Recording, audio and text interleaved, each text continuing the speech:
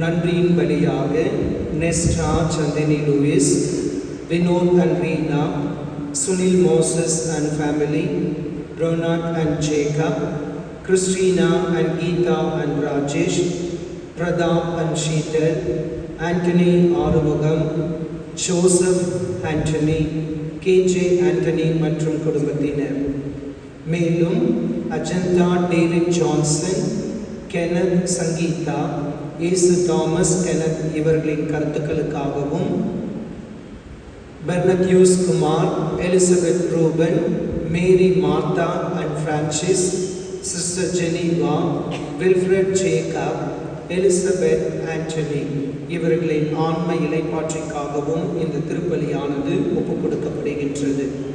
இந்த கருத்துக்களோடு நம்மளுடைய எண்ணங்கள், ஏக்கங்கள், கவலைகள், கஷ்டங்கள் அனைத்தையும் இறைவன் பால் சமர்ப்பித்து நாம் இந்த திருப்பலியில் விசுவாசத்துடன் பங்கெடுப்போம்.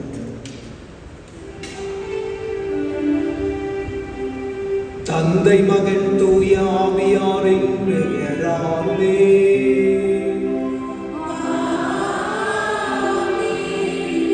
நம் ஆண்டவராகிய இயேசு கிறிஸ்துவின் அருளும் கடவுளின் அன்பும் தூய ஆவியானவரின் நட்புறவும் உங்கள் அனைவரோடும் இருப்பதாக.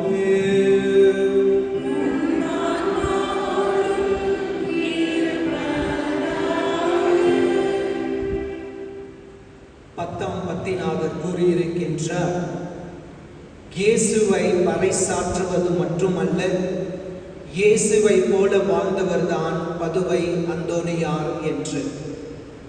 நீங்களும் நானும் இன்று இந்த முதல் நாள் நவநாளில் அடியெடுத்து வைத்திருக்கின்றோம்.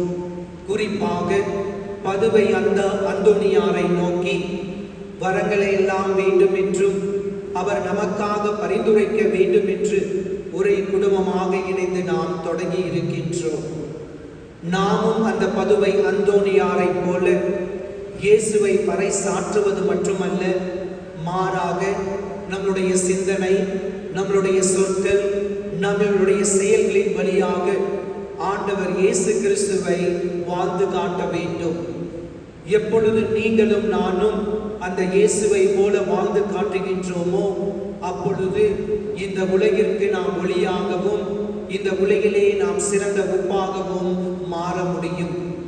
ஆனால் மனிதனின் பல வகையான சுய நலத்தினாலும் வேறுபட்ட கருத்தினாலும் அவன் இயேசுவை பறைசாற்றுவதும் கிடையாது, இயேசுவை பின்பற்றுவதும் கிடையாது. ஆகவே அந்த தருணங்களை எல்லாம் நினைத்து ஆண்டவரிடத்தில் நாம் மன்னிப்பை பெறுவோம்.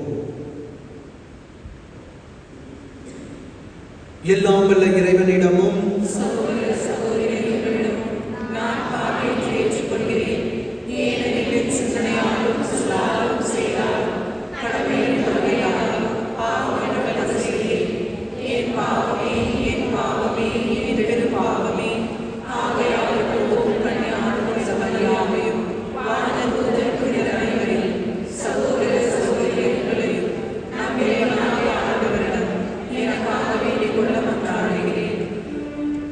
எல்லாம் வல்ல இறைவன் நம் மீது இரக்கம் வைத்து நம் பாவங்களை எல்லாம் மன்னித்து நம்மை முடிவில்லா வாழ்வுக்கு அழைத்து செல்வாராக.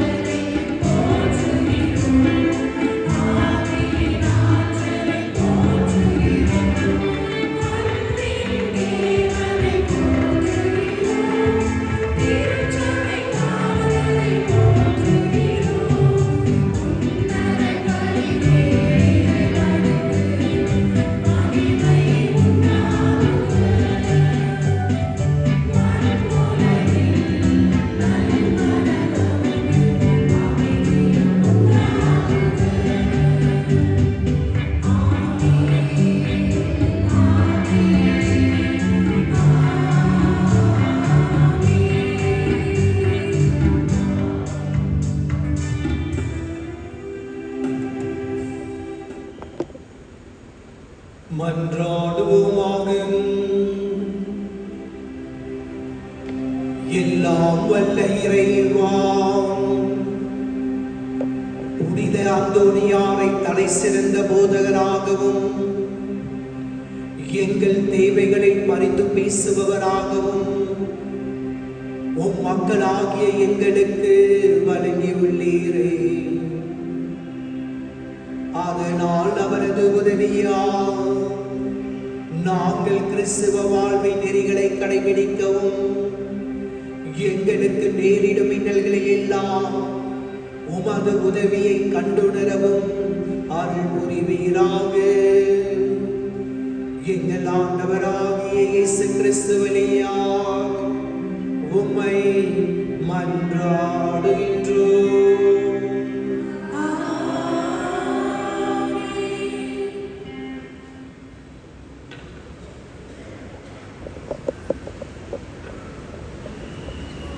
திருத்தூதர் பவுல் கொரிந்தியருக்கு எழுதிய 2ஆம் திருமுகத்திலிருந்து வாசகம்.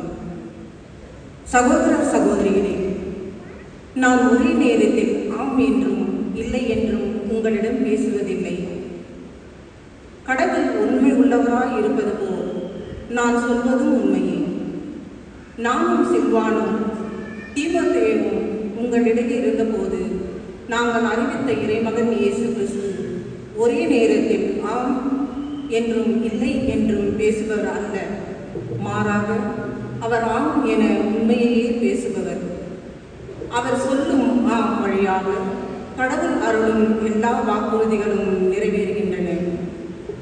அதனால்தான் நாம் கடவுளை போற்றி புகழும்போது அவர் வழியாக ஆமீன் என சொல்கின்றோம். கடவுளே எங்களை உங்களோடு சேர்த்துள்ளார். இவ்வாறு கிறிஸ்துவோடு நமக்கு இருக்கும் உறவை அவர் உறுதிப்படுத்துகிறார். அவரே நமக்கு அருள்பொழிவு செய்துள்ளார். அவரே நம் மீட்பை உறுதிப்படுத்தும் அடையாளமாக தூய ஆவியை நம் உள்ளத்தில் பொழிந்து நம் மீது தம் முத்திரையை பதித்தார். ஆண்டவரின் அருள்வாக்கு. பதிலுரை பாடல் பல்லவி. உம் ஊழியன் மீது உமது முக ஒளி வீச செய்யும். உம் ஊழியன் மீது உமது முக ஒளி வீச செய்யும்.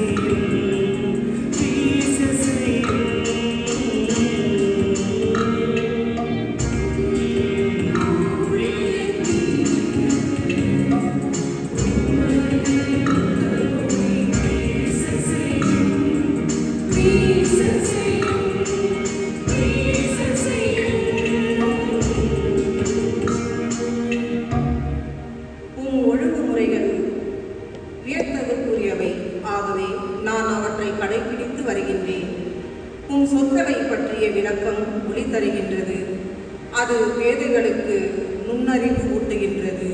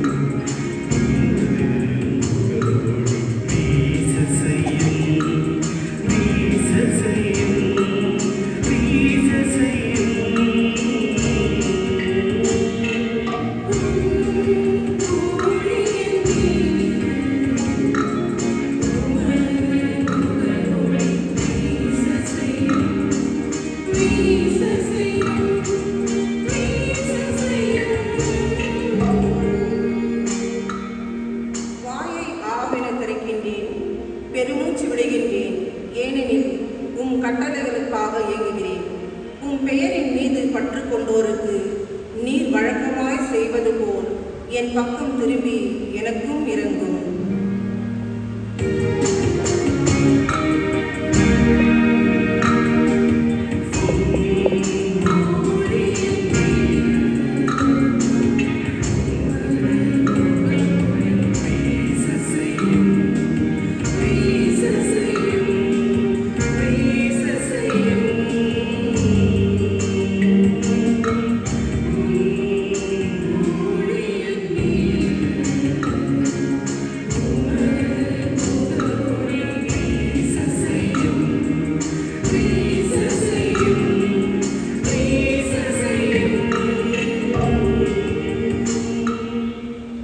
வாக்கில் என் காலடிகளை நிறைப்படுத்தும். தீயது எதுவும் என்னை மேற்கொள்ள விடாதையும். உம் ஊழியன் மீது உமது முகவொளியை வீச செய்யும். உம் விதிமுறைகளை எனக்கு கற்பித்தருளும்.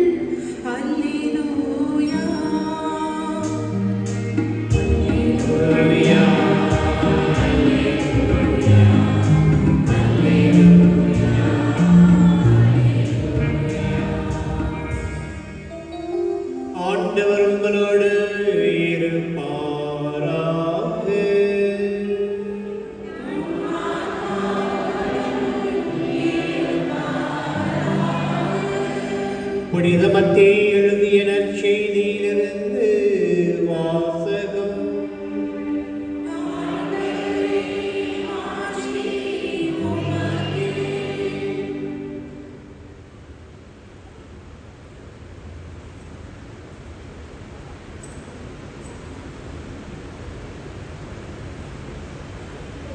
அக்காலத்தில் இயேசு தம் சீடரை நோக்கி கூறியது: நீங்கள் மண்ணுலகிற்கு உப்பாயிருக்கிறீர்கள். உப்பு உவர்பற்று போனால் எதை கொண்டு அதை உவர்ப்புள்ளதாக்க முடியும்? அது வெளியில் கொட்டப்பட்டு மனிதரால் மிதிபடும், வேறு ஒன்றுக்கும் உதவாது. நீங்கள் உலகிற்கு ஒளியாயிருக்கிறீர்கள். மலை மேல் இருக்கும் நகர் மறைவாயிருக்க முடியாது. எவரும் விளக்கை ஏற்றி மரக்காலுக்குள் வைப்பதில்லை. மாறாக விளக்கு தட்டின் மீதே வைப்பர். அப்பொழுதுதான் அது வீட்டில் உள்ள அனைவருக்கும் ஒளி தரும். இவ்வாறே உங்கள் ஒளி மனிதர் முன் ஒளிர்க. அப்பொழுது அவர்கள் உங்கள் நற்செயல்களைக் கண்டு உங்கள் விண்ணக தந்தையை போற்றி புகழ்வார்கள். ஆண்டவரின் அருள்வாக்கு.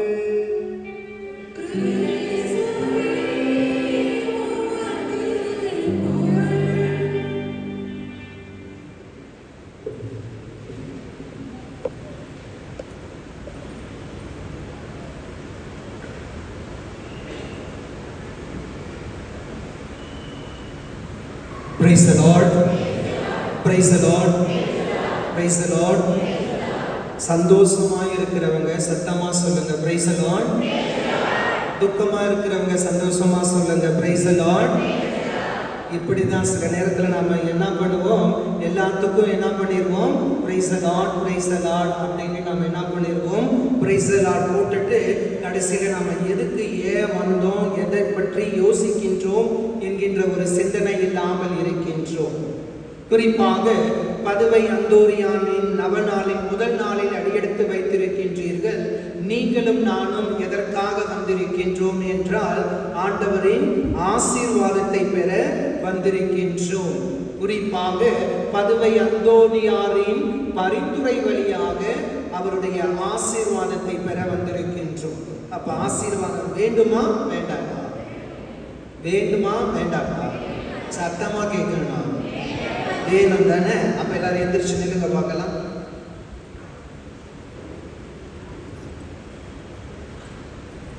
எண்ணிக்கை புத்தகத்தில் 6ஆம் அதிகாரத்திலே நாம் வாசிக்க கேட்கலாம்.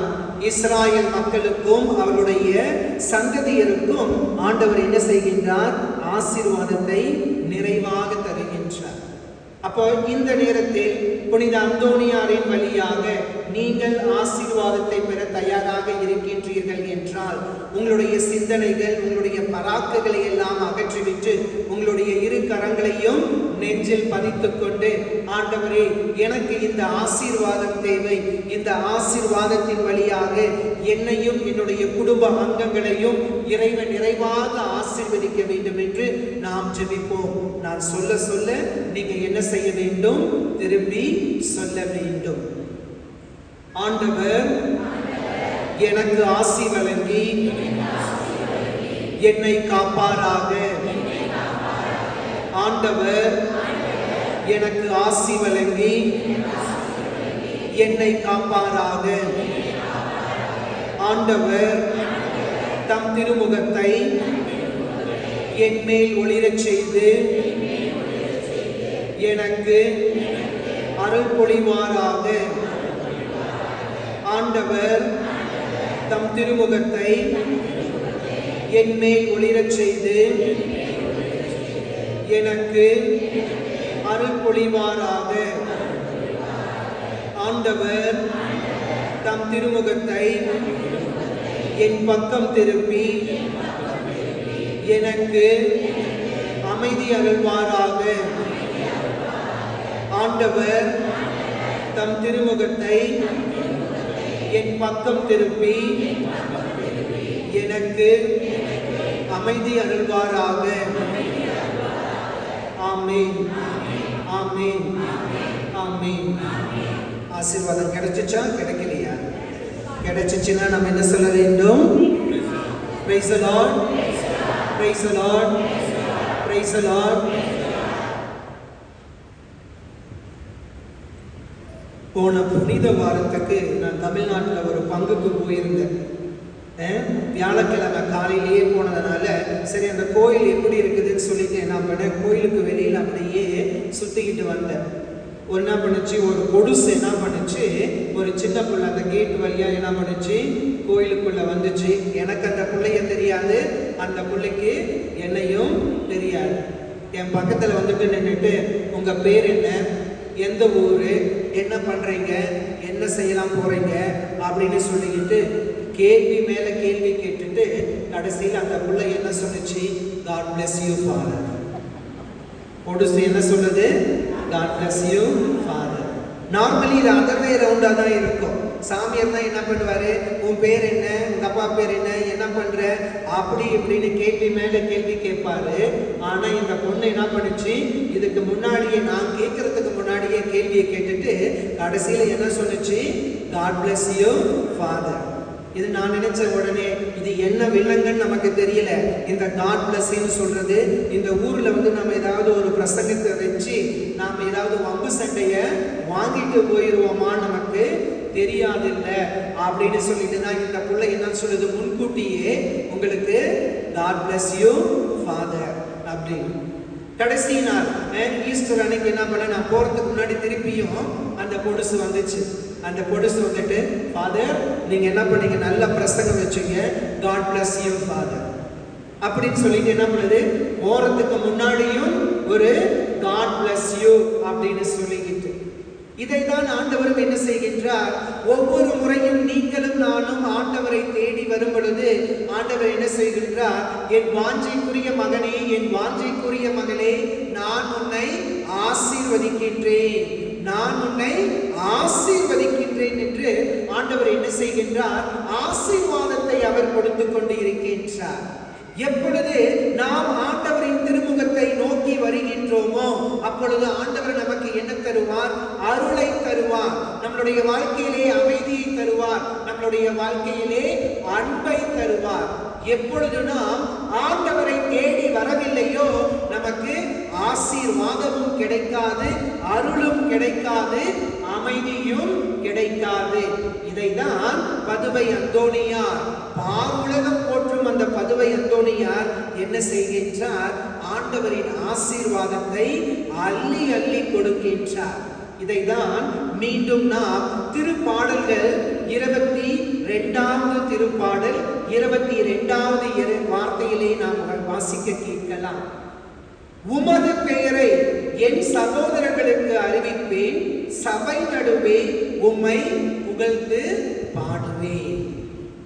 உமது பெயரை என் சகோதரர்களுக்கு அறிவிப்பேன், சபை நடுவே உம்மை புகழ்ந்து பாடுவேன்.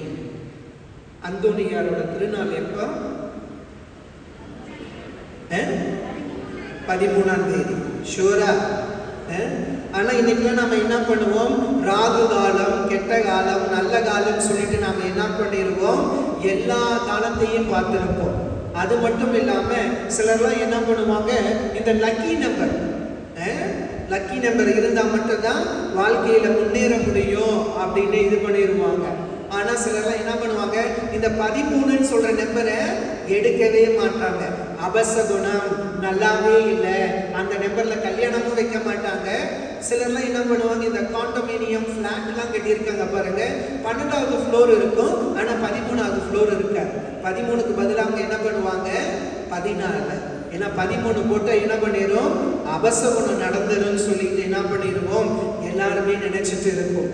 ஆனா அந்தோணியாருடைய வாழ்க்கையில எடுத்துக்கொள்ளுங்க, அவர் இறந்த நாள் எத்தனாம் தேதி, ஜூன் 13ஆம் நாள். அவருடைய மிகவும் முக்கியமான அற்புதங்கள் எத்தனை, 13. அந்தோணியார் செஞ்ச 13 புதுமைகள் எப்பொழுதும் பெயர் பெற்றது. அப்போ அந்தோணியாரு லக்கி அப்படின்னு சொல்லலாம். அதனாலதான் நீங்களும் நானும் என்ன செய்வோம், எப்படியாவது என்னுடைய வாழ்க்கையிலும் எனக்கு அதிர்ஷ்டம் கிடைக்கட்டும், எனக்கு லக்கி கிடைக்கட்டும் அப்படின்னு சொல்லிட்டு நாம என்ன பண்ணுவோம், 13ஆம் தேதி லீவை போட்டுட்டு என்ன பண்ணிடுவோம், எப்படியாவது என்ன பண்ணிடுவோம், அந்தோணியாரை வந்து அப்படியே தடவி தடவி தடவி அங்க இருக்கிற பெயிண்ட் எல்லாம் கொஞ்சம் எடுத்து கொண்டு போயிட்டு நம்ம என்ன பண்ணிடுவோம், அப்படியே வீட்டுல வச்சிடறோம். அப்படிலாம் இருக்கக்கூடாது. அந்தோணியாரை போல நீங்களும் நானும் என்ன செய்ய வேண்டும், அவருடைய பெயரை இந்த உலகமெல்லாம் பறைசாற்ற வேண்டும். அந்த உலகமெல்லாம் நாம் அவருடைய பெயரை பறைசாற்றும் பொழுது ஆண்டவருடைய ஆசீர்வாதம் நம்முடைய வாழ்க்கையிலே குறிப்பாக தனிப்பட்ட வாழ்க்கையில் அதிகமாக கிடைக்கும். இதைதான் அந்தோணியார் தன்னுடைய வாழ்க்கையிலே செயலாற்றுகின்றார். அதனால் அந்தோணியாரை பற்றி 3 கருத்துக்களை நான் உங்களோடு பகிர்ந்து கொள்ள ஆசைப்படுகின்றேன். முதலாவதாக, அந்தோணியார் உண்மைக்கு சான்று பகர்ந்தவர். உண்மைக்கு சான்று பகர்ந்தவர். அவர் பொய்யே பேசல. ஆனா நீங்களும் நானும் என்ன பண்ணுவோம், காலையில எந்திரிச்சதுல இருந்து சாயந்தரம் தூங்குற வரையிலும் பொய்யிலே பிறந்து பொய்யிலே வளர்ந்த புலவர் பெருமானே, எதுக்கெடுத்தாலும் என்ன பண்ணுவோம், இந்த ரயில்வே தண்டவாளம் இருக்குது பாத்தியா, அது மாதிரி என்ன பண்ணுவோம், வாயை திறந்தாவே நம்ம என்ன பண்ணுவோம், வெறும் பொய் பொய் பொய் பொய். பொய் பேசாதவங்களாம் பிரைஸ் தி லார்ட் சொல்லுங்க பார்க்கலாம். Praise the Lord. பொய்யே பேசல. ஆனா சிலர் நம்ம என்ன பண்ணி இருப்போம், பொய் தான் வாழ்க்கையில வந்துகிட்டே இருக்கும். அந்தோணியார் வாழ்ந்த காலத்திலே திருச்சபைக்கு நற்செய்திக்கு எதிராக என்ன செய்கின்றார்கள்? வேத போத கொள்கைகளை எல்லாம் அவர்கள் பறைசாற்றுகின்றார்கள். குறிப்பாக ருமேனி என்கின்ற இடத்திலே திருச்சபைக்கு எதிராக அவர்கள் என்ன செய்கின்றார்கள்? இந்த கொள்கைக்கு எல்லாம் தவறாக பறைசாற்றும் பொழுது அந்தோனியார் அங்கே நின்று உண்மையான கடவுள் எது என்று அந்த மக்களுக்கு எல்லாம் அவர் அறிவிக்கின்றார். இதனால் தான் மத்திய எழுதிய நற்செய்தி 28ஆம் அதிகாரத்திலே நாம் வாசிக்க கேட்கலாம். ஆண்டவர் விண்ணேற்றம் அடைவதற்கு முன்பாக என்ன சொல்கின்றார்? அப்போதைய அப்போஸ்தலர்களுக்கு, உலகமெல்லாம் சென்று நீங்கள் நற்செய்தியை பறைசாற்றுங்கள் என்று. அந்த அந்தோனியாரும் என்ன செஞ்சிருக்கலாம்? இது என்னோட வேலை இல்லை அப்படின்னு சொல்லிக்கிட்டு அவர் பாட்டு கம்முன்னு இருந்திருக்கலாம். ஆனால் அந்தோனியார் அப்படியாக இருக்கவில்லை. எப்பொழுதையெல்லாம் திருச்சபை பற்றி தவறாக மக்கள் பேசும் பொழுது அதை ஏற்றுக்கொள்ள முடியாமல் உண்மை கடவுள் யார் என்று அன்று மக்களுக்கு அவர் போதித்து வந்தார். அதனால்தான் அந்தோனியாரை பற்றி நாம் சொல்லும் பொழுது அவர் உண்மைக்கு சான்று பகர்ந்தவர் என்பதை உணர்த்த முடியும். அப்ப நீங்களும் நானும் என்ன செய்ய வேண்டும்? பொய்யே பேசுவதை விட்டுவிட வேண்டும். தயவுசெய்து எந்த காரணத்தை கொண்டும் பொய்யே பேச கூடாது. ஆம் என்றால் ஆம், இல்லை என்றால் இல்லை. ஒரு பொய்யை பேச ஆரம்பிச்சீங்கன்னு வச்சுக்கோங்களேன், திருப்பி என்ன நடக்கும்? இன்னொரு பொய், இன்னொரு பொய், இன்னொரு பொய். அதனாலதான் என்ன சொல்லுவாங்க? 1000 பொய்யை சொல்லி நாம ஒரு கல்யாணம் பண்றோம் அப்படின்னு சொல்லிட்டு, இன்னைக்கு 1000 பொய்யெல்லாம் இல்லை, இன்னைக்கு 10,000 பொய்யை சொல்லி என்ன பண்றோம்? ஒரு கல்யாணத்தை பண்ணி வச்சேன்னு வச்சுக்கோ, கடைசியில 3 நாள்ல என்ன பண்ணிது? அப்படியே போயிருது. அதனால என்னைக்கு நேர்மையாக இருக்கின்றோமோ அப்பொழுது நாம் உண்மைக்கு சான்று பகர முடியும். அதனாலதான் எங்க அம்மா எனக்கு சொல்லி கொடுத்தது ஒன்றே ஒன்று, 2 சுத்தம் தேவை. என்ன தோங்க? 2 சுத்தம் தேவை. ஒன்று வாய் சுத்தம், இன்னொன்று கை சுத்தம். வாய் சுத்தம் அப்படின்னு வச்சுக்கோங்களேன், காலையில் என்ன பண்ணணும்? எந்திரிச்ச உடனே என்ன பண்ணணும்? பல்ல விளக்கணும். சிலர்லாம் என்ன பண்ணுவோம்? பல்லு விளக்காமலே நம்ம என்ன பண்ணுவோம்? அப்படியே மோடா கப்பில் என்ன பண்ணிடுவோம்? காஃபியை குடிச்சிருவோம். கேட்டோம்னா என்ன சொல்லுவாங்க? ஆடு மாடுலாம் பல்லு விளக்குதா அப்படின்னு சொல்லிக்கிட்டு. இப்படி பல்லு விளக்காம நம்ம காஃபியை குடிச்சுன்னு வச்சுக்கோ, இருக்கிற கிருமிகள்லாம் என்ன பண்ணிடும்? உள்ள போயிட்டு நாளைக்கு தேவையில்லாத பிரச்சனைகள் வரும். நான் அந்த சுத்தத்தை சொல்லல. எப்பொழுது வாயிலிருந்து உண்மை வருகின்றதோ அப்பொழுது என்ன செய்வார்கள்? அடுத்தவர்கள் உங்களை மதிப்பார்கள். ஆனா நீ பொய்ய பேச ஆரம்பிச்சுன்னு வச்சுக்கோவே, எவனுமே என்ன பண்ணுவாங்க? உங்களை மதிக்க மாட்டார்கள். அப்ப நீங்க என்ன செய்ய வேண்டும்? உங்களுடைய வாயிலிருந்து எப்பொழுதும் உண்மையை மட்டும்தான் சொல்ல வேண்டும். இதைதான் யோவான் எழுதிய நற்செய்தி 15ஆம் அதிகாரத்திலே வாசிக்க கேட்கலாம். நான் உண்மையை சான்று பகரவே இந்த உலகிற்கு வந்தேன் என்று ஆண்டவர் இயேசு கிறிஸ்துவே கூறுகின்றார். அப்ப நீங்களும் நானும் என்ன செய்ய வேண்டும்? இந்த உண்மையை எப்பொழுதும் பேச வேண்டும். 2வதாக கை சுத்தம். கை சுத்தம் அப்படின்னு சொல்றது, சாப்பிட்றதுக்கு முன்னாடி கை கழுவுறது, சாப்பிட்ட பின்னாடி கை கழுவுறது. ஆனா சிலர்லாம் என்ன பண்றாங்க? இப்ப சாப்பிட்ட பின்னாடி கையெல்லாம் கழுவுறது இல்லை, அப்படியே என்ன பண்ணிக்குவாங்க? சட்டையிலேயே தொடச்சிக்கிறதுனா முந்தானில தொடச்சிட்டு போயிடுறது. சிலர்லாம் என்ன பண்ணுவாங்க? டிஷ்யூ பேப்பர் எடுத்து பாதியை தொடச்சிடுவாங்க. சிலர்லாம் என்ன பண்ணுவாங்க? அப்படின்னு என்ன பண்ணிடுவாங்க? தொடச்சி முடிச்சிருவாங்க. இது சுத்தம் இல்லை. கை சுத்தம் என்று சொல்லும் பொழுது திருடக்கூடாது. திருடி நம்மளுடைய வாழ்க்கையை வாழக்கூடாது.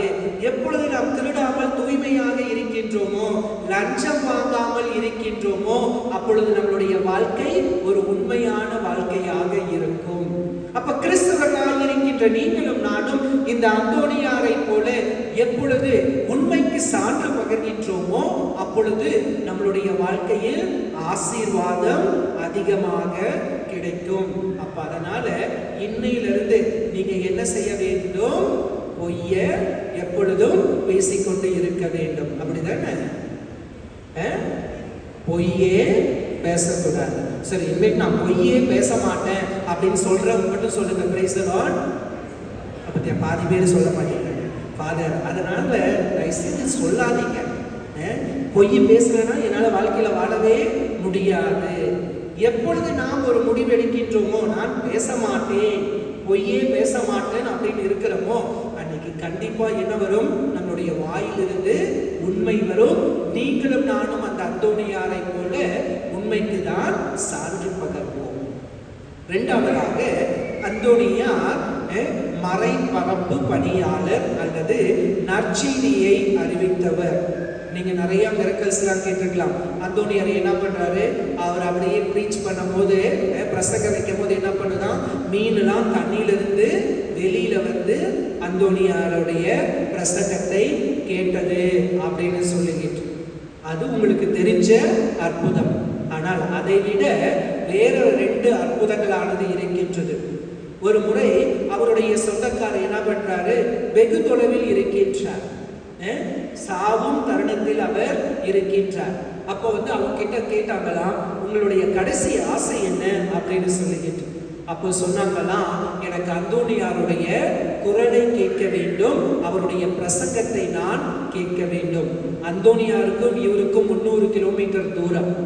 ஆனால் இந்த சாவும் தருவாயில் இருக்கின்ற அந்த மனிதர் அந்தோனியாரின் குரலை சாவதற்கு முன்பாக அவருடைய பிரசங்கத்தை அவர் கேட்கின்றார். உங்களால முடியுமா? நாமளாம் இன்னைக்கு என்ன பண்ணிடுவோம்? செல்போனை எடுத்து என்ன பண்ணிடுவோம்? இங்கிருந்து அமெரிக்காவுக்கும் ஆப்பிரிக்காவுக்கும் என்ன பண்ணுவோம்? செல்போன் வழியாக தான் நீங்களும் நானும் பேசுவோம். அந்த காலத்தில் செல்போன்லாம் இல்லை. ஆனால் அந்தோனியார் என்ன செய்கின்றார்? அந்த பிரசங்கத்தை அந்த மனிதனுக்கு கொடுக்கின்றார். அந்த மனிதனும் அந்த பிரசங்கத்தை கேட்டு ஒரு நல் மரணத்தை அவர் அடைகின்றார். இரண்டாவதாக, புனித பிரான்சிஸ் அசிசியாரை பற்றி நமக்கு தெரியும். அந்தோனியார் பெரிய தத்துவியல் படிப்பெல்லாம் அதிகமாலாம் அவர் படிக்கல, சாதாரணமாக தான் படித்திருந்தார். ஆனா ஒரு தடவை என்ன பண்ணியிருக்காங்க? அவங்களுக்கு பிரசங்கம் கொடுக்கறதுக்குன்னு சொல்லிக்கிட்டு வர வேண்டிய அந்த குருவானவர் வரவில்லை. உடனே என்ன சொல்றாங்களாம் அந்தோனியார்கிட்ட, அந்தோனியாரே நீங்க கொஞ்சம் தயவுசெய்து இந்த பிரசங்கத்தை வச்சிருங்க அப்படின்னு சொன்ன உடனே அந்தோனியார் என்ன செய்கின்றார்? விவிலியத்தை அவர் தெளிவாக அவர் என்ன செய்கின்றார்? அங்கிருக்கின்ற அந்த குருவானவர்களுக்கு அவர் என்ன செய்கின்றார்? போதிக்கின்றார். தத்துவியல் படிப்பில் சிறந்து விளங்கியதில்லை, மாறாக இறை அனுபவத்தை பெற்றதனால் என்ன செய்கின்றார்? அந்தோனியார் ஒரு நற்செய்தியை பறைசாற்றுகின்றார். அப்ப நீங்களும் நானும் இந்த அந்தோனியாரை நவநாளை கொண்டாடுகின்றோம் என்றால் என்ன செய்ய வேண்டும்? நற்செய்தியை பறைசாற்ற வேண்டும். நற்செய்தியை பறைசாற்ற வேண்டும். எல்லாரும் வாட்ஸ்அப் பயன்படுத்துறோம். எத்தனை பேர் அடுத்தவர்களுக்கு நாம் என்ன பண்றோம்? ஒரு பைபிள் கொட்டேஷனை தினைக்கு விடுறதுக்கு தயாராக இருக்கின்றோம். ஆனா மட்டும் என்ன பண்ணுவோம்? குட் மார்னிங், குட் ஆஃப்டர்நூன், நல்லா இருக்கியா, சாப்பிட்டியா, கடைக்கு போனியா அப்படின்னு சொல்லி நம்ம என்ன பண்ணுவோம்? தேவையில்லாத மெசேஜ் எல்லாம் டைப் பண்ணி SMS விடுவோம். ஆனா நாம ஒரு இறை வார்த்தையை விடுவதற்கு நாம் தயாராக இல்லை. இந்த காலத்தில் இறை வார்த்தை இல்லை என்றால் நம்மளுடைய வாழ்க்கை ஒரு கேள்விக்குறியாக இருக்கின்ற ஒரு வாழ்க்கையாக இருக்கும். எவ்வாறு அந்தோனியார் அந்த நற்செய்தியை பறைசாற்றினாரோ அதை போல நீங்களும் நானும் என்ன செய்ய வேண்டும்? நம்மளுடைய தனிப்பட்ட வாழ்க்கையிலும் சரி, பொது வாழ்க்கையிலும் சரி, நாம் நற்செய்தியை பறைசாற்ற வேண்டும். அதனால பைபிளை மட்டும் படிச்சா போதாது. நீங்க என்ன செய்ய வேண்டும்? அடுத்தவர்களுக்கு எடுத்துரைக்க வேண்டும். அதேதான் திருப்பியும் நான் கேள்வி கேட்கச்சுக்கோங்களேன். எத்தனை பேர்த்துக்கிட்ட பைபிள் இருக்குதுன்னு சொல்லுங்க. ஃபாதர் எனக்குன்னு சொல்லிட்டு ஒரு பைபிள் இருக்குது அப்படின்னு சொல்றவங்கள கை தூக்குங்க பார்க்கலாம். கோயில்ல 300-400 பேர் இருக்கிறோம். ஆனா கையை தூக்குறவங்க பார்த்தா எண்ணி பார்த்தேன்னு வச்சுக்கோங்களேன், ஒரு 50 பேர் தான். ஆனா செல்போன் இருக்கிறவங்க கை தூக்குங்க பார்க்கலாம். எல்லாத்துக்கிட்டையும் என்ன பண்ணிருப்போம்? ஒரு செல்போன் இருக்காது, 2 செல்போனை வச்சிருப்போம் நாம. எப்படி நாம 2 செல்போனை வச்சிருக்கிறோமோ அதனால நான் உங்களை 2 பைபிள்லாம் வச்சுக்க சொல்லல. அட்லீஸ்ட் என்ன பண்ணணும்? உங்களுடைய வாழ்க்கையில் உங்களுக்கு என்று ஒரு விவிலியத்தை நீங்கள் வைத்திருக்க வேண்டும். எத்தனையோ காஸ்ட்லியான பொருட்களை நம்ம வாங்குவோம். கிறிஸ்துமஸ் கிறிஸ்மஸ் வந்தா சரி, பிறந்த நாள் வந்தா சரி, இது அதுன்னு சொல்லி நம்ம என்ன பண்ணுவோம், பல வகையான பொருட்களை எல்லாம் வாங்குவோம். ஆனால் விவிலியத்தை மட்டும் என்ன பண்ணுவோம், காசு போட்டு வாங்காம யாராவது ஃப்ரீயா கொடுத்தா மட்டும் என்ன பண்ணுவோம், வாங்கறதுக்கு ரெடியா இருப்போம். அப்படிப்பட்ட மக்களாக நீங்களும் நானும் இருக்கக்கூடாது. மாறாக என்னுடைய வாழ்க்கையில் இந்த இறை வார்த்தையானது எனக்கு பயன்படும், இந்த இறை வார்த்தையை நான் படிப்பேன், இறை வார்த்தையை அடுத்தவர்களுக்கு நான் எடுத்துரைப்பேன் என்று நாம் முடிவு செய்தோம் என்றால் அந்த அந்தோனியாரை போல நீங்களும் நானும் என்ன செய்ய முடியும், அந்த இறை வார்த்தையை நாம் எடுத்துரைக்க முடியும். அதனால என்ன பண்ணுவீங்களோ ஏது பண்ணுவீங்களோ எனக்கு தெரியாது. திருவிழா 13ஆம் தேதிக்கு முன்னாடி எல்லாரும் என்ன பண்ணிடணும், ஒரு பைபிளை வாங்கிடணும். வாங்குவீர்களா? வாங்குவீர்களா? பொய் சொன்னா சாமி கண்ணை குத்திடும், தெரியுதா? திருப்பி பண்ண முதல்லயே சொல்லிட்டேன் நான், பொய் சொல்லக்கூடாது. ஏன்னா கோயில்ல இருந்துக்கிட்டு என்ன பண்ணுவோம், வாங்குவேன்னு சொல்லிட்டு நம்ம என்ன பண்ணிடுவோம், வாங்காம போயிடுவோம். தயவுசெய்து வாங்காம போவாதீங்க. பைபிளை வாங்குறத மட்டும் போதாது, நம்ம என்ன பண்ணணும், வாசிக்க வேண்டும், தியானிக்க வேண்டும், நம்மளுடைய வாழ்க்கையில் செயல்படுத்த வேண்டும். மூன்றாவதாக அந்தோனியார் ஜெபத்தின் வழியாக நமக்கு பரிந்துரை செய்கின்றார். அந்தோனியார் கேட்டதெல்லாம் கண்டிப்பா கொடுப்பார். அந்தோனியார் கேட்டதெல்லாம் கண்டிப்பா கொடுப்பார். ஏன்னா அந்தோனியார் தான் அதிர்ஷ்டசாலி அப்படின்னு சொல்லலாம். ஏன்னா குழந்தை பாலகனையே அவர் கையில் ஏந்திருக்கின்றார்.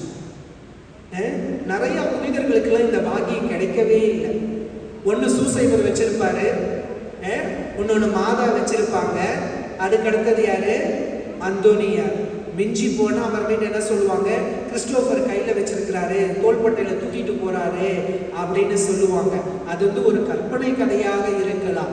ஆனால் அந்தோனியாருக்கு மட்டும்தான் என்ன பண்ணுவாங்க, அந்த குழந்தை பாலகன் என்ன பண்ணுவாரு, அந்த அந்தோனியார் கையில என்ன சொல்வாரு, பாலகனாக இருக்கின்றார். அப்போ அந்தோனியார் ஜெபத்தில் சிறந்து விளங்கியதுனாலதான் அந்த பாலகன் இயேசுவை என்ன பண்ணுகின்றார், அவருடைய கையில் இருந்து கொண்டு அவருக்கு அவர் நமக்காக பரிந்துரை செய்கின்றார். அப்ப நீங்களும் நானும் என்ன செய்ய வேண்டும், ஜெபத்தில் ஊன்றி இருக்க வேண்டும். எப்பொழுது நாம் ஜெபத்தில் ஊன்றி இருக்கின்றோமோ அப்பொழுது இந்த உலகிற்கு நீங்கள் ஒளியாக இருக்க முடியும், இந்த உலகிற்கு நீங்கள் உப்பாக இருக்க முடியும். அதான் சொல்லுவாங்க சாட்சிய வாழ்வு. ஜெபம் என்னைக்கு இருக்குதோ அன்னைக்கு ஒரு சாட்சிய வாழ்வாக இருக்கும். ஜெபம் இல்லை அப்படியோ அப்படின்ட்டு சொல்லும் போது நம்மளுடைய வாழ்க்கை ஒரு கேள்விக்குறியான ஒரு வாழ்க்கையாக இருக்கும். எவ்வாறு அந்தோனியார் அந்த ஜெபத்தில் ஊன்றி இருந்ததுனால தான் அவர் என்ன செய்கின்றார், மக்களுக்கு பல வகையான அற்புதங்களை எல்லாம் அவர் செய்கின்றார். காணாமல் போன பொருட்களை எல்லாம் கண்டுபிடித்து தருகின்றார், உயிர் பிச்சை கொடுக்கின்றார். அவர் நற்கருணையோடு ஒன்றித்த அந்த உறவினால் தான் என்ன சொல்லுது, அந்த மியூல் இந்த கழுதை, சில நேரத்தில் அது குதிரைடுவாங்க, அது கூட என்ன செய்கின்றது, தெண்டனிட்டு வணங்குகின்றது. அப்ப நீங்களும் நானும் அந்த ஜெபத்தில் அந்தோனியாரை போல ஊன்றி இருந்தோம் என்றால் கண்டிப்பாக ஆசீர்வாதம் அதிகமாக கிடைக்கும். எனவே இயேசு கிறிஸ்துவில் எனக்கு மிகவும் பிரியமான சகோதர சகோதரிகளே, நான் முன்னுரையில் கூறியது போல 10ஆம் பத்திநாதர் கூறியிருந்தார், இயேசுவை பறைசாற்றுவது மட்டுமல்ல, இயேசுவை போல வாழ வேண்டும். அதை தான் அந்தோனியார் தன்னுடைய வாழ்க்கையில் செய்திருக்கின்றார். இப்ப நீங்களும் நானும் இந்த பலி பீடத்தை தேடி வந்திருக்கின்றோம் என்றால், அந்தோனியாரின் பரிந்துரையை தேடி வந்திருக்கின்றோம் என்றால், அப்ப நீங்களும் நானும் என்ன செய்ய வேண்டும், அந்த அந்தோனியார் எவ்வாறு இயேசுவை பறைசாற்றினாரோ, இயேசுவை போல அவர் வாழ்ந்தாரோ, அதை போல நீங்களும் பறைசாற்ற வேண்டும். அந்த இயேசுவை போல நீங்களும் வாழ வேண்டும். எப்பொழுது நீங்களும் நானும் இயேசுவை பறைசாற்றுகின்றோமோ, இயேசுவை போல வாழ தயாராக இருக்கின்றோமோ, அப்பொழுது இறைவனின் ஆசீர்வாதம் உங்களுக்கும் உங்களுடைய குடும்பங்களுக்கும் 30 மடங்கு 60 மடங்கு 100 மடங்காக உங்களுக்கு கிடைக்கும். ஆமென்.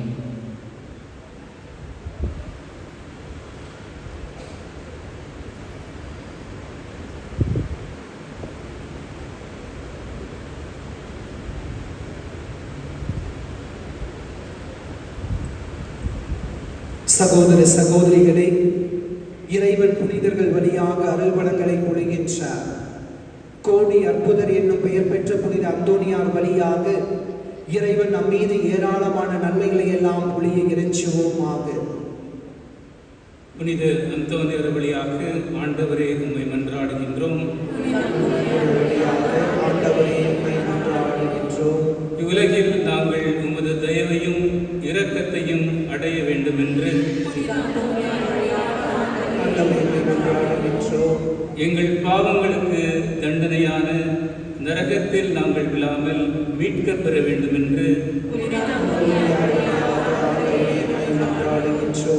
இவ்வுலகில் ஆன்ம எதிரிகளோடு போர் புரிந்து எளிய வாழ்வை கடைபிடிக்க வேண்டுமென்று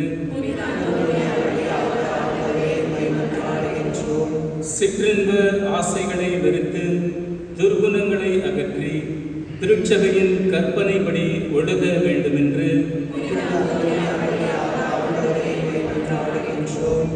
ஏழைகளுக்கும் அநாதைகளுக்கும் எங்களால் என்ற உதவி புரிந்து தர்மத்தை கடைபிடித்து வாழ வேண்டுமென்றும் மரண நேரத்தில் தூய ஆவியானவர் எங்கள் ஆன்மாவில் இறங்கி வந்து வான் வீட்டிற்கு எங்களை அழைத்து செல்ல வேண்டுமென்று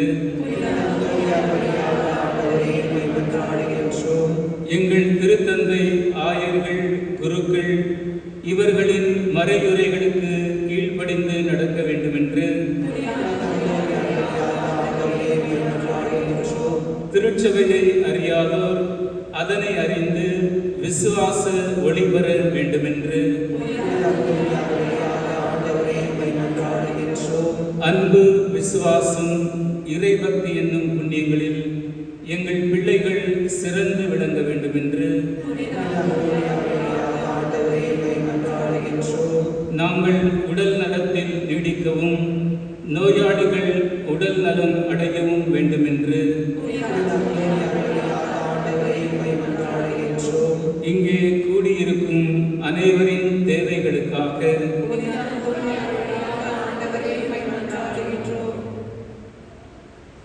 இவற்றையெல்லாம் எங்கள் ஆண்டவர் இயேசு கிறிஸ்துவின் பெயரால் மன்றாடுகின்றோம்.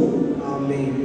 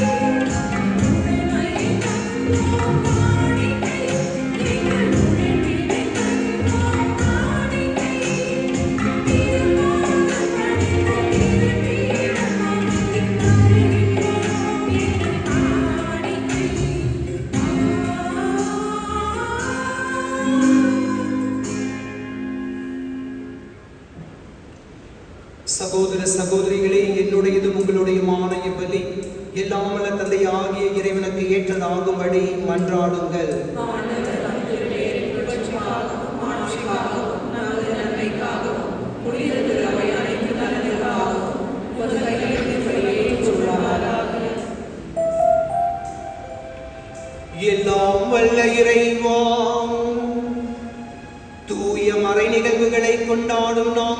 தயவாய் வேண்டுகின்றோம். உமது மாட்சிமையை பரப்பிட புனித பதுவை அந்தோணியாரை இடராது ஒளிர்வித்தது போல தூய ஆவியாருடைய நம்பிக்கையின் ஒளியால் எங்களை நிரப்புவீராக. எங்கள் ஆண்டவராகிய இயேசு கிறிஸ்து வழியாக உம்மை மன்றாடுகின்றோம்.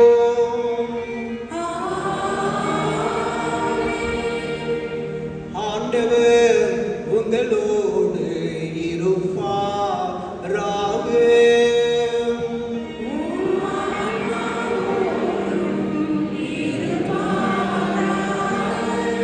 இதயங்களை மேலே எழுப்புங்கள்.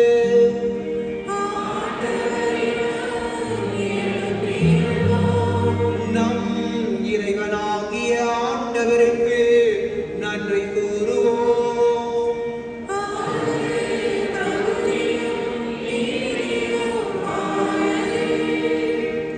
தூயவரான தந்தையே, உன் அன்பார்ந்த மகன் இயேசு கிறிஸ்து வழியாக என்னாலும் இவ்விடத்திலும் நாங்கள் உமக்கு நன்றி செலுத்துவது மெய்யாகவே தகுதியும் நீதியும் கடமையும் மீட்புக்குரிய செயலும் ஆகும். உம் வார்த்தையான அவர் வழியாக அனைத்தையும் படைத்தீர். அவரையே மீட்பராகவும் ஈடேற்றுபவராகவும் எங்களுக்கு அனுப்பினீர். தூய ஆவியினால் உடலெடுத்து கன்னி மரியாளிடமிருந்து பிறந்து உமது திருவுள்ளத்தை நிறைவேற்றி புனித மக்களை பெற்றுத்தர தம் கைகளை விரித்து பாடுபட்டு அவர் சாவை வென்று உயிர்ப்பை வெளிப்படுத்தினார். ஆகவே வானதூதர்கள் புனிதர்களோடு சேர்ந்து நாங்களும் ஒரு மாட்சிமையை புகழ்ந்துரைத்து ஒரே குரலாய் சொல்வதாவது: தூயவர், தூயவர், தூயவர், வானங்களின் கடவுளாம் ஆண்டவர், விண்ணகமும் மண்ணகமும் உமது மாட்சியால் நிறைந்துள்ளன. உன்னதங்களிலே ஓசானா. ஆண்டவர் பெயரால் வருகிறவர் ஆசி பெற்றவர். உன்னதங்களிலே ஓசானா. ஆண்டவரே, நீர் மெய்யாகவே தூயவர், தூய்மை அனைத்திற்கும் ஊற்று. ஆகவே உம்முடைய ஆவியை பொழிந்து இக்காணிக்கைகளை தூய்மைப்படுத்த உம்மை வேண்டுகின்றோம். இவ்வாறு எங்கள் ஆண்டவர் இயேசு கிறிஸ்துவின் உடலும் இரத்தமுமாக எங்களுக்கு இவை மாறுவனவாக. அவர் பாடுபட உளம் கனிந்து தம்மை கையளித்த போது அப்பத்தை எடுத்து நன்றி செலுத்தி அதை பிட்டு தம் சீடர்களுக்கு அளித்து அவர் கூறியதாவது: அனைவரும் இதிலிருந்து பெற்று உண்ணுங்கள், ஏனெனில் இது உங்களுக்காக கையளிக்கப்படும் என் உடல்.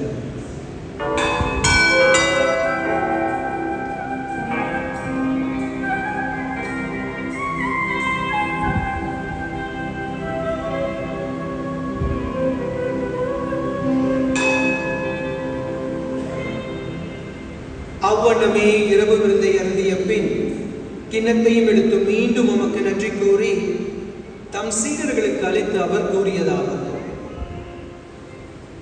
அனைவரும் இதிலிருந்து பெற்று பருகுங்கள், ஏனெனில் இது புதிய நிலையான உடன்படிக்கைக்குரிய என் இரத்தத்தின் கிண்ணம். இது பாவ மன்னிப்புக்கென்று உங்களுக்காகவும் பலருக்காகவும் சிந்தப்படும். இதை என் நினைவாக செய்யுங்கள்.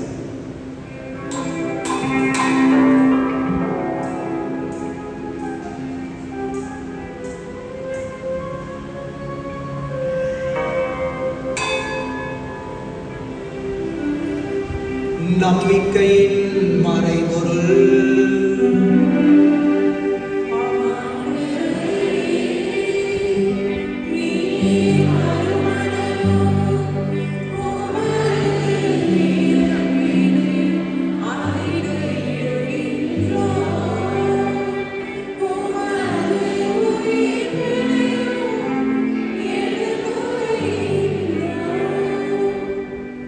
ஆகவே ஆண்டவரே, நாங்கள் கிறிஸ்துவின் இறப்பினையும் உயிர்ப்பினையும் நினைவு கூர்ந்து வாழ்வதரும் அப்பத்தையும் மீட்பளிக்கும் கிண்ணத்தையும் உமக்கு ஒப்புக் கொடுக்கின்றோம். உம் திருமுன் நின்ற ஊழியம் புரிய தகுந்தவர்களை எங்களை ஏற்றுக்கொண்டீர். எனவே உமக்கு நன்றி செலுத்துகின்றோம். கிறிஸ்துவின் உடலிலும் இரத்தத்திலும் பங்கு கொள்ளும் எங்களை தூய ஆவியார் ஒன்று சேர்க்க வேண்டும் என உம்மை தாழ்மையுடன் மன்றாடுகின்றோம்.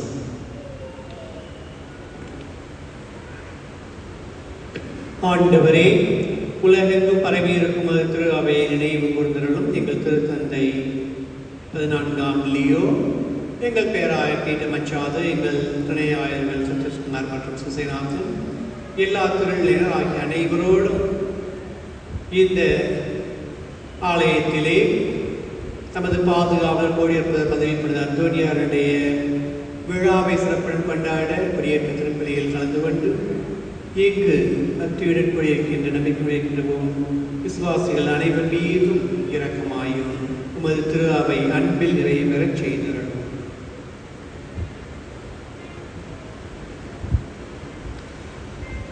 மேலும் உயிர்களும் இறந்தவர்களுக்கு கொள்ளும் மிக சகோதர சகோதரிகளையும் இறந்தோர் அனைவரையும் இறக்கத்துடன் கூர்ந்து திருமகள் ஒளியேற்றருளும். எங்கள் அனைவரை மீதும் இரக்கமாயிரும். கண்களை மூடுவோம். நம்முடைய குடும்பம் நம்மை வென்ற நம்முடைய பெற்றோர், தாயாக இருக்கலாம், தந்தையாக இருக்கலாம், பிள்ளைகள், சகோதர சகோதரிகள், குறிப்பாக ஒத்திருக்கின்ற அனைத்து ஆன்மாவின் நினைவு கூர்ந்து அவர்களுக்காக ஜெபிப்போம். இறைவன் அவர்கள் அனைவருக்கும் நித்திய வாழ்வை தரும்படியாக நாம் மன்றாடுவோம்.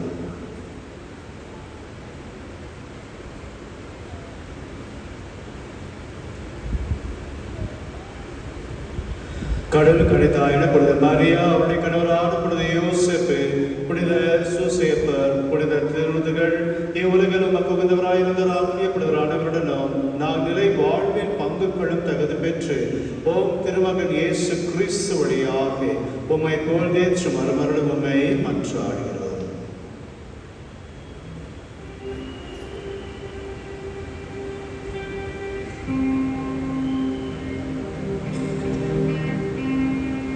இவர் வழியாக இவரோடு இவரில்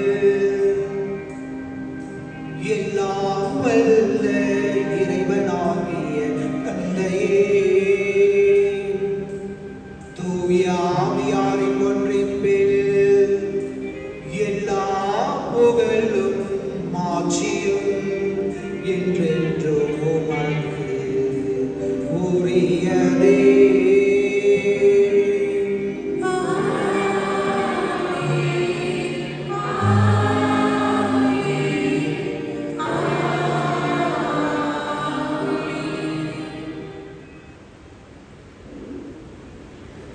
இறைவனை அப்பா தந்தாய் என்று அழைக்க உரிமை கொடுத்திருக்கின்றார். அந்த உரிமையோடு அவர் கற்றுக் கொடுத்த ஜெபத்தை நாம் சொல்வோம்.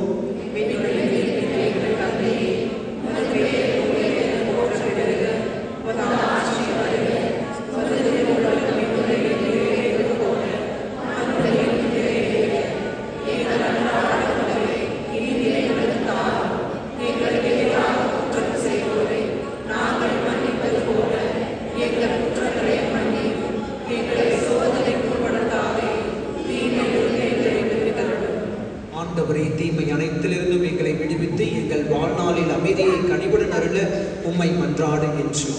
இரக்கத்தின் உதவியால் நாங்கள் பாவத்திலிருந்து எப்பொழுதும் விடுதலை பெற்று யாதொரு கலக்கமின்றி நலமாயிருப்போமாக. நாங்கள் இதை நோக்கியிருக்கும் இன்பத்துக்காகவும் என் மீட்பராகிய இயேசு கிறிஸ்துவின் வருகைக்காகவும் காத்திருக்கின்றோம். ஆண்டவராகிய இயேசு கிறிஸ்துவே, அமைதியை உங்களுக்கு விட்டுச் செல்கின்றேன், என் அமைதியை உங்களுக்கு அளிக்கின்றேன் என்று உடைய அப்போஸ்தலர்களுக்கு வாக்களித்தீரே. எங்களுடைய பாவங்களையும் குற்றங்களையும் குறைகளையும் பாராமல் திரு அவையின் நம்பிக்கையை கண்ணோக்கி திரு உள்ளத்திற்கேற்ப அமைதியும் ஒற்றுமையும் அளித்தருள்வீராக. என்றென்றும் வாழ்ந்து ஆட்சி செய்கின்றவர் நீரே. ஆண்டவருடைய சமாதானம் உங்கள் அனைவரோடும் இருப்பதாக. ஒருவருக்கொருவர் சமாதானத்தை பகிர்ந்து கொள்வோம்.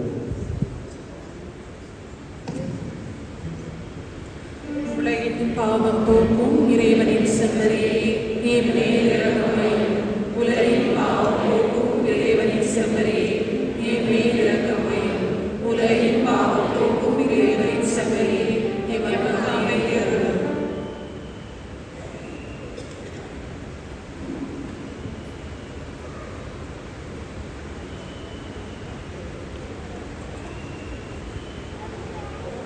இதோ இறைவனின் செம்மறி, உலகின் பாவங்களை எல்லாம் போக்குகின்றவர். செம்மறின் விருந்துக்கு அழைக்க பெற்றோர் பேறு பெற்றோர்.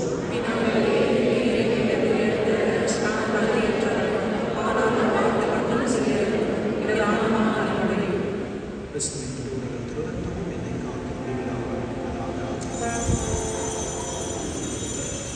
அன்புக்குரியவர்களே, தயவுசெய்து கவனிக்கவும். நல்ல நிலையில் இருக்கின்ற கத்தோலிக்க கிறிஸ்தவர்கள் மட்டுமே திவ்ய நன்மையை அருந்த முன்வரும்படியாக கேட்டுக்கொள்கின்றோம். பிற சபையை சார்ந்தவர்கள் மதத்தை சார்ந்தவர்கள் இருந்தால் தயவு செய்து திவ்ய நற்கருணையை அணுக வரவே நாம் உங்கள் தினங்களிலே இருந்து ஜெபியுங்கள். ஆண்டவர் உங்களையும் இதன் வழியாக ஆசீர்வதிக்கின்றார். The Holy Communion is only for the Catholics who are in good standing. Other people of other faith, the denominations kindly abstain from coming forward to receive the Holy Communion.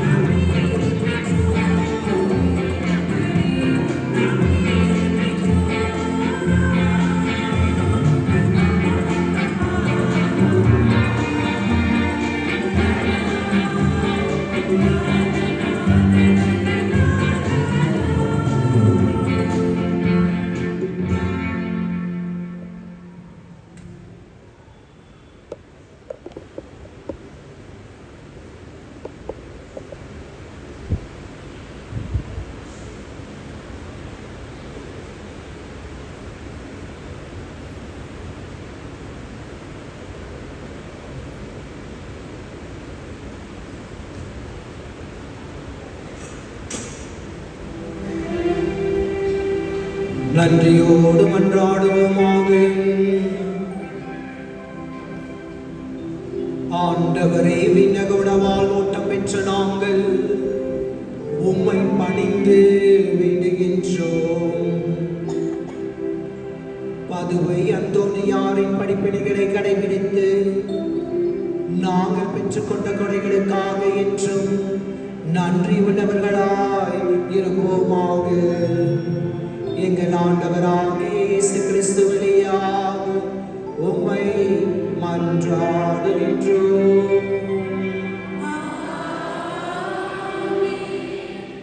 இயேசு நன்றி சகோதர சகோதரர்களே, கொடியேற்றின் வழியாக முதல் நாள் நவநாட்களை தொடங்கி வைத்திருக்கின்றோம். திருப்பலியும் இப்பொழுது முடிய போகின்றன. நாளைய தினத்தில் நவநாள் 2வது நாள் 10 மணிக்கு கன்னடத்திலும் திருப்பலியானது திருத்தலை நடக்கும். மாலை 6 மணிக்கு இந்த ஆலயத்தில் நவநா நாள் திருப்பலியானது நடைபெறும். ஆகையால் அனைவரும் குடும்பத்தோடு வந்து இறை ஆசிரியை அதன் வழியாக பெற அன்போடு நான் அழைக்கின்றேன். வருவீங்களா? நாளைக்கு வருவீங்களா? நாளைக்கு வேறு ஃபாதர்னால் வேறு கருத்தானது சொல்லுவாருங்க. இன்னைக்கு என்ன கருத்து சொன்னாருங்க? என்ன சொல்லணும்னு சொன்னார்? உண்மையாக இருக்கு. என்ன சொல்லக்கூடாது சொன்னாங்க? கண்டிப்பாக இது செயல்படுமா உங்களுடைய வாழ்க்கையில்? நாளைக்கு கேள்வி கேட்க போகிறேன்னு சொல்லிக்கிறேன் ஃபாதரு. முன் தயாராக போவாங்க. சரிங்களா? அனைவருக்கும் இறை ஆசிரியை பெற.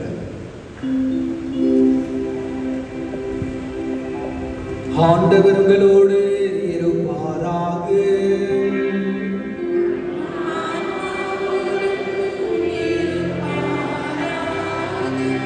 தலைவணங்கி இறைவனின் ஆசிரை பெறுவோம். ஆண்டவராகிய இயேசு கிறிஸ்து உங்களை பாதுகாக்க உங்கள் நடுவிலும், உங்களை காப்பாற்ற உங்களுக்குள்ளும், உங்களுக்கு வழிகாட்ட உங்களுக்கு முன்பும், உங்களுக்கு காவலாயிருக்க உங்களுக்கு பின்பும், உங்களை ஆசீர்வதிக்க உங்கள் மேலும் இருப்பாராக. எல்லாம் வல்ல இறைவன் தந்தை, மகன், தூய ஆவியார் உங்களை ஆசீர்வதித்து வழி நடத்துவாராக.